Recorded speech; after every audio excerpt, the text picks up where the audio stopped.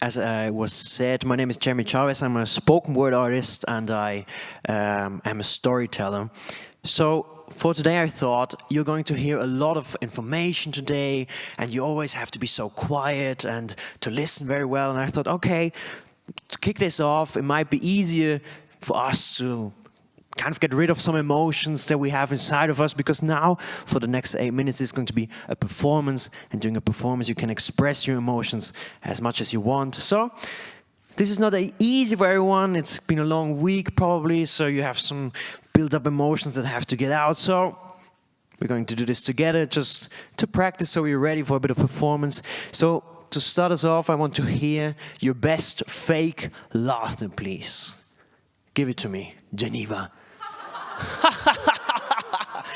Good, good. So if I hear this during if I know now how you sound like when you're fake laughing, so be careful. So next thing I want to hear is what you sound like when you're really angry at something. Give me your best anger.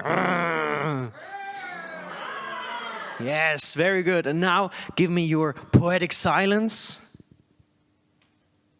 Oh, that's very deep. That's deep. Okay, good. I can work with that. So now that we've explored the full range of human emotion, anger, happiness, and poetic silence, we are ready to listen to a first performance. And I thought, well, I usually write and perform in Swiss German. So what better way to do it than to perform something in Swiss German for a crowd that probably doesn't understand Swiss German. But that's all right. I'm going to give you a little bit of context to it, because very important about life is that if you don't understand something that's being said on a stage, it's probably art. Just roll with it.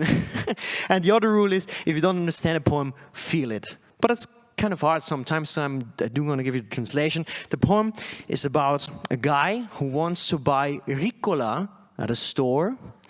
But then he drops it right in front of the cashier, and the cashier gets a bit angry, like, why do you drop things in my store? But he still sells the Ricola to the guy, because of course he wants to make some money. It's very profound. And he goes like this.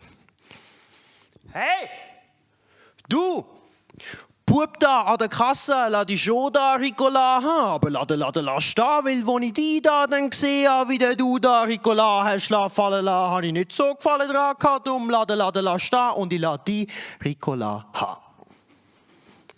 So, for my second performance. Thank you. But of course I did bring something for you, which you will understand a little bit better than that.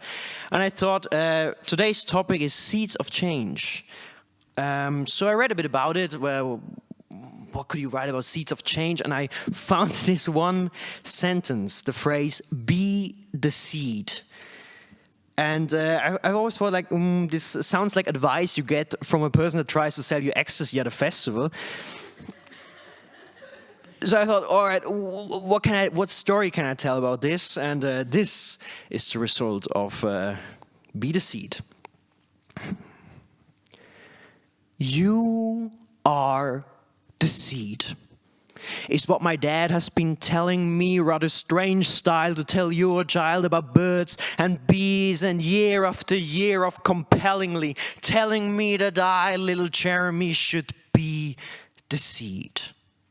And finally I thought, well, this advice absolutely sucks. A seed? So I should just lie in the dirt and wait for nature to decide my fate? Does my father know what it means to be a seed? Imagine, if I were a seed, I would probably fly through the air, and knowing my luck, I would end up in someone's nose. And of course, it would be someone who suffers from allergies. So now it's both of us that are suffering, the person, because they now have tears running down their cheeks and the urge to sneeze. And me, well, because here I am, a seed in someone's nose, covered in slime and spit. Is that what you want, Dad? Is that what you want, for me to be stuck in a stranger's nose and for everyone I meet to start crying? Is that what dreams are made of, Dad? Being a seed in the real world sounds awful. If you grew up in a city, you know the concrete streets which haven't seen any green in years, so the few still standing trees take all their seeds and throw them at the concrete street where nothing ever grows, and you can hear the trees scream in agony, "Grow, my children, grow!" and nothing ever grows because it's concrete ground. But how do you explain the concept of concrete to a tree? You don't. So you just watch him lose all of his children every spring, being a seed. Sounds like a day at the beach. But as one of these freshly born baby turtles in every National Geographic documentary that dig themselves out and see the beauty of nature in the form of a bird that eats them before they have tasted the first drop of salt water in their life. And even if you're one of the few that make it past the beach and find yourself in the water just to be eaten by the sharks that have been waiting for you to arrive, can life get any worse than the life of a seed? You start your big journey into the big, big world, and if you survive, which is very unlikely, you start life with the big, big, big trauma of having seen hundreds of your brothers and sisters die in a concrete desert. A seed? Is that all? I'm nothing more than a ball which nature plays with random denominator in a world where random equals failure. Am I supposed to just lay in the dirt? Because that's what seeds do. Wait and hope until spring finally sees through. No! Said my dad. What's wrong with you?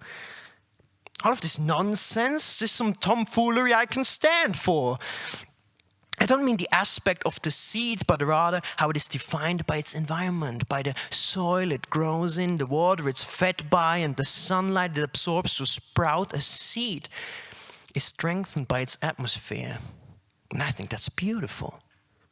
A seed surrounded by warmth will grow into love, while seeds of hatred will grow into danger. So if you want to be a seed of change, water yourself with the knowledge you need. Surround yourself with the ones you want to be surrounded by, and grow in the light of your purpose.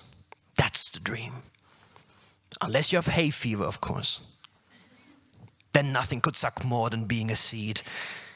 But then again, a little bit of crying never hurt anybody, and maybe a droplet of your allergic tears will fall on some good soil where another seed is desperate for some water. One person's allergic reaction is another person's salvation or thirst. I thought, wow, that's the strangest piece of advice anyone has ever given me.